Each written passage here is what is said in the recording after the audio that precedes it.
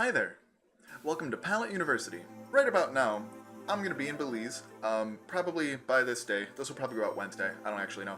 I'll probably be snorkeling, searching for sea urchins on the bottom of the Caribbean Sea. So, be a little bit jealous. I know I would be. Just kidding. I don't mean to flex like that, but I'm very excited that I'm going. But I wanted to give you guys some content while I'm gone. Unfortunately, I don't have a ton of time, so this is going to be a really quick addition to our most recent theory about the Pokemon seasons and how that might work. Unfortunately, my friend, who is an aerospace engineer at Penn State, has not gotten back to me yet. I'm still waiting on him for an answer for that. But in the meantime, I had kind of a weird thought.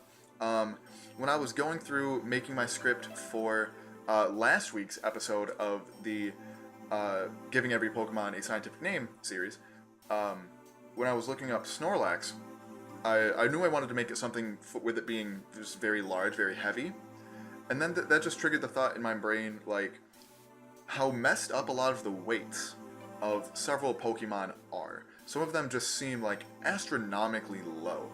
A lot of them make sense, like something like Badoo being very, very light, but when it comes to some of the heavier Pokemon, they just don't make sense at all. For example, the heaviest Pokemon is a two-way tie between Celesteela and Cosmoem at just about 2,200 pounds, which doesn't seem like a lot. Like, there are several animals today that weigh much more than that. Just normal, regular animals, let alone animals made out of, metal, like Celesteela. Or looking at I have Bulbapedia up right now, looking at Mega Steelix, which only weighs 1,600 pounds.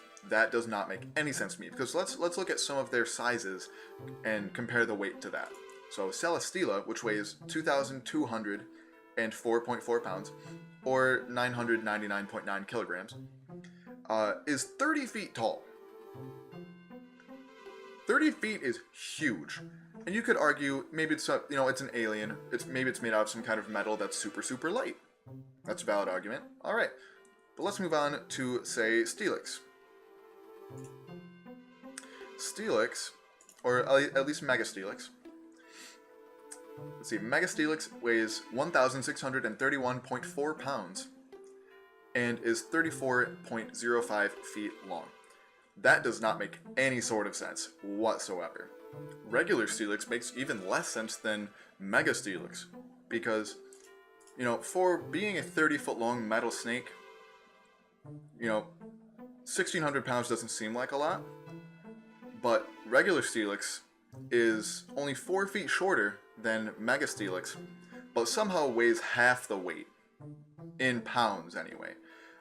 Mega Steelix is, like I said, 1,631 pounds, whereas regular Steelix is 881.8 pounds. That makes literally no sense whatsoever.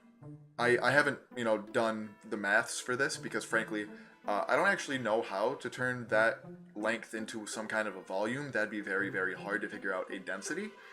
There are ways to do it. I don't personally know them.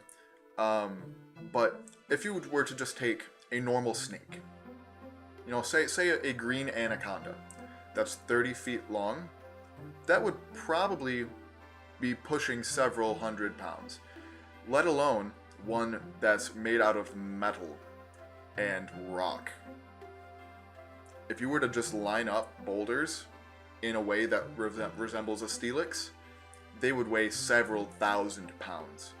Like, that I do know about, because I am an actual geologist. Rocks are very heavy, as is metal.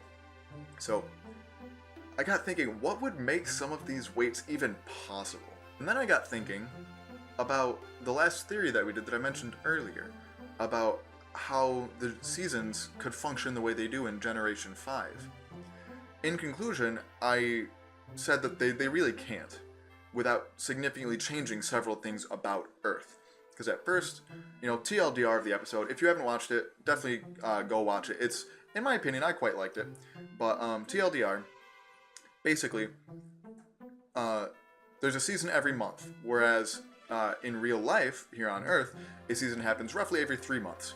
So you would think that maybe it would just spin around the sun faster, but that's, if that happened, the Earth's orbit would go from, say, this size to this size, just because as it spins faster, it would have to the momentum would carry it farther and farther away from the sun.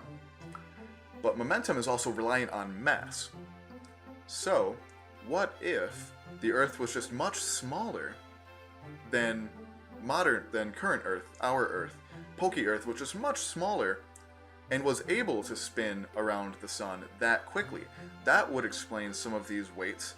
I think it'd be very interesting going off of, you know, that idea that maybe Pokey Earth is just much less massive than our Earth.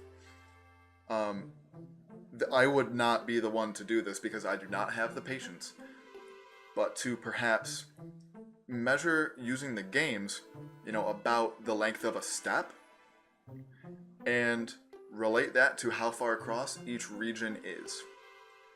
And then based on this picture, which roughly relates where the regions all are in comparison to one another, we can more or less try to figure out how big Pokey Earth is. Like I said, perhaps over the summer, when I've got more free time on my hands. I do not have nearly the time required to do that right now. But that would be something really, really interesting that I could see somebody doing. Looking at you, Pat, you have a lot of free time on your hands to do shenanigans like this. But I think that'd be really cool, personally. So if you have the time to do that and would love to donate your time to me for the sake of Pokemon science, that'd be cool. Just a neat little thought. Sort of giving an alternative theory to what I concluded in that theory about the seasons in the Pokemon universe. So like I said, feel free to enter our giveaway, which is still going on. I'll probably pick the winner in the middle-ish of next week.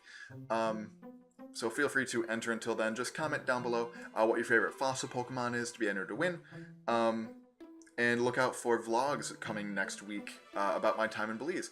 So make sure to follow us on Twitter. I'll probably be posting several things while I'm down there, while I'm down in Central America.